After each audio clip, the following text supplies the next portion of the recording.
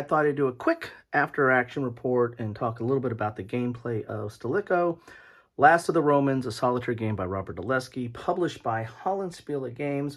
I'll put a link to my unboxing and initial look at the game in the description down below. But this was the final situation of my game. Did pretty good. Had some pretty good rolls, and I think I managed things right, and basically was able to eliminate the enemies from the board. You've got the Constantine the Third, you've got the Vandals, and you have the Goths. I took out the Goths first and actually beat Stilicho's historical achievement. I think he took them out on turn 3 in history. I took them out on turn 2. Kind of focused efforts on that and made it happen, so to speak.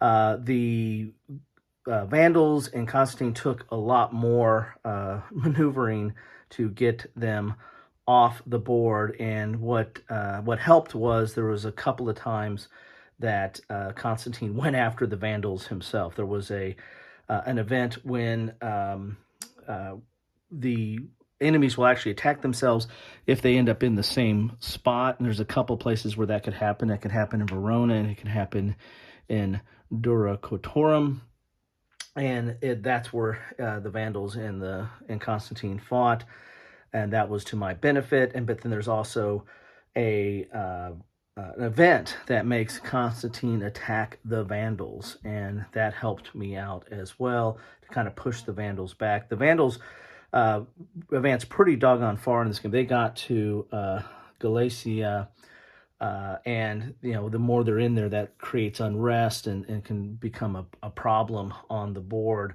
So that took a while. They got there while I was focusing on the Goths, and I was able to push Constantine back next, and then it took the Vandals. It took me some time to focus on the Vandals. Constantine got as far as Aurelius, and actually didn't have to. He sieged it a couple of times, and then there's an event where he knocks out the garrison and then can go right into the city, and he did that. And I think the farthest he got was here, and then that took me some time knocking him back. But overall, I think did pretty well with it. The way the gameplay generally works, this isn't going to be a rules video, so don't use this as your guide. But you have 3 rounds in a turn, and the first part of the round is uncovering these cards or turning over these cards, and you'll play out 3 of them here, and there's an actual mat that comes with the game. It's actually a nice canvas mat, and you'll play these out, and then they drop down to the surge spaces at the end of the turn. So you're going to play 3 enemy cards each of the rounds, and then they'll drop down to the surge track. And then once there's 3 cards in the surge track, then you'll read these over. So in this case, Constantine would move twice. In the surge, he would move once, then there'd be a reshuffle, and then the Goths would move. I always go to here instead of here. This is the normal round attack, and this is the surge round. He would move once, and then I have to look up what that event is because that didn't happen. And then if there's a third, again, this only comes into play if there's 3 cards that are here on the surge track. You would go surge, surge, surge, and do whatever the events are here.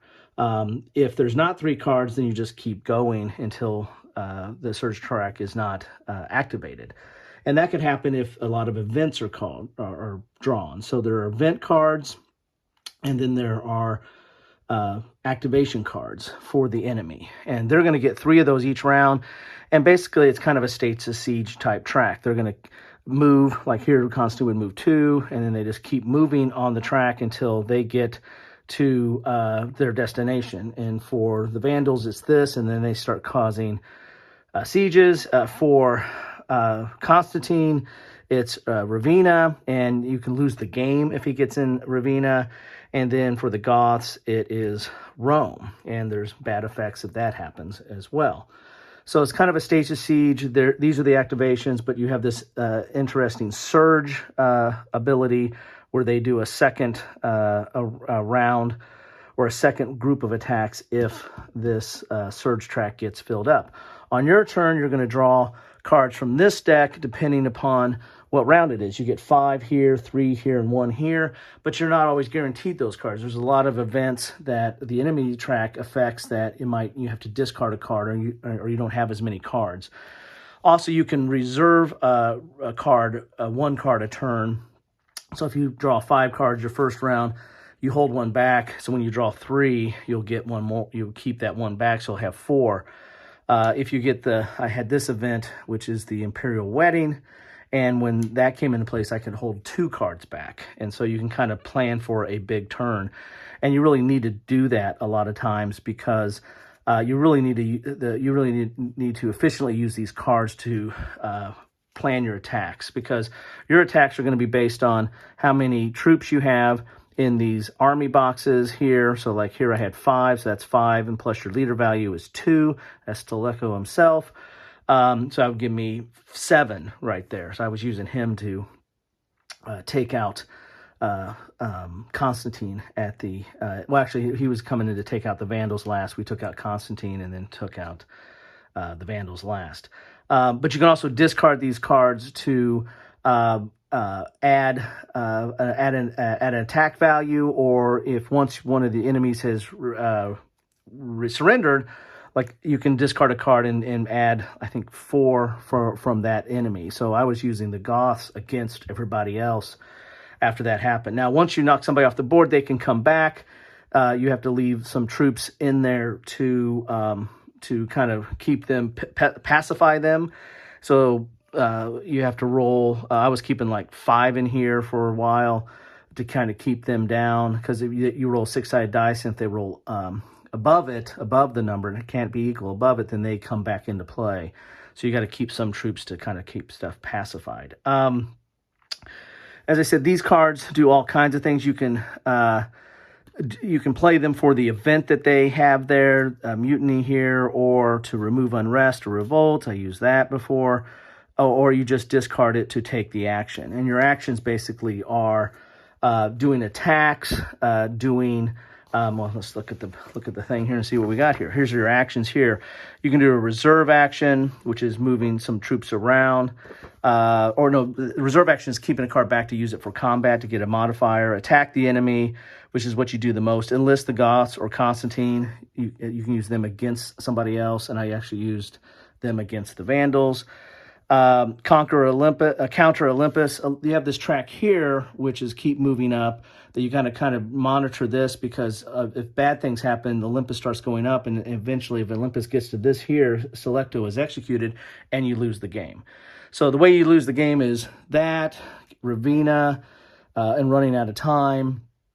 And there might be another way here as well, or mutiny, if everybody gets mutinied, because your armies can go mutiny. And then if you have 5 revolts, and I had 1 revolt and 3 unrest, and these can flip over to revolts based on events and the like. So those are the ways to lose. The only way to really win is to knock all 3 enemies out.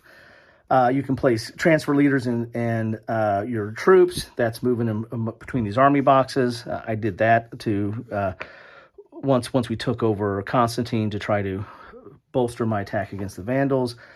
Place garrisons. Garrisons are important in these siege cities here, especially. You can put them elsewhere, but the siege cities are pretty important because you can really slow them down. Plus, you need to have a garrison in Ravina, or you can possibly lose the game.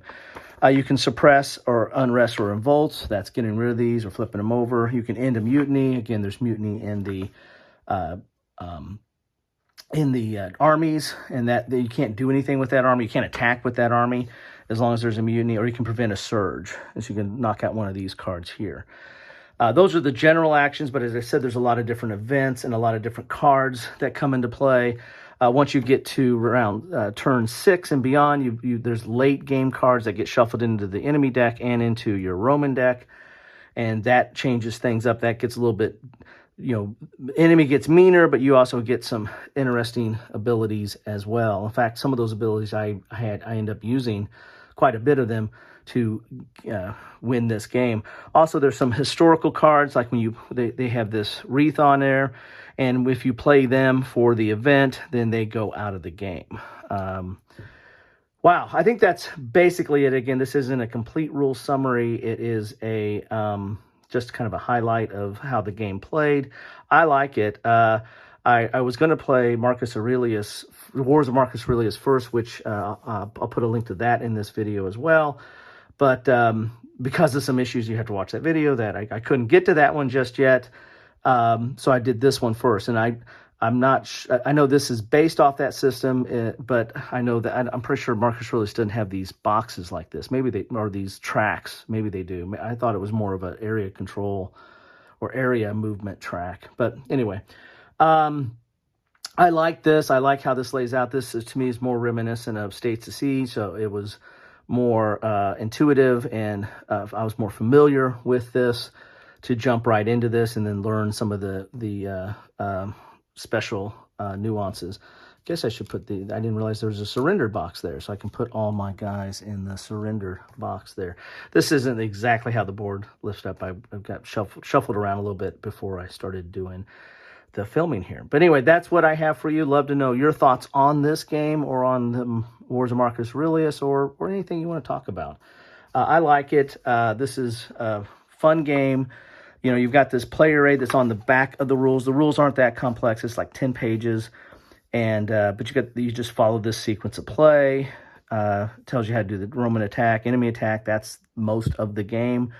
And then your special actions, and then how you do score. Oh, I haven't done my scoring yet. I got to do my final scoring, which I'd have to figure that out. But anyway, I might take a look at that and then pop right back on. So anyway, that's what I have for you today. Thanks so much for stopping by and taking a look at this. Love to know your thoughts on any of it. And the best way I know that you stop by is you let me know your thoughts. Drop a comment. Talk about anything. Just keep it civil. Anyway, take care. Have a good one. So based on the scoring here, if you win, you get a base score of 25 plus 1 per remaining turn. I think I messed up with that turn track, but let's just say I had 2 turns left, so that would put me at 27. That's not bad. That's not bad. So anyway, that's actually pretty good. There you go. Had fun with it. Recommend it. Can't wait to get to the table again as soon as I can.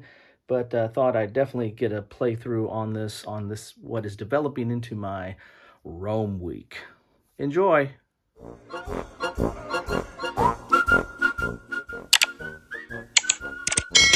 Thanks for watching.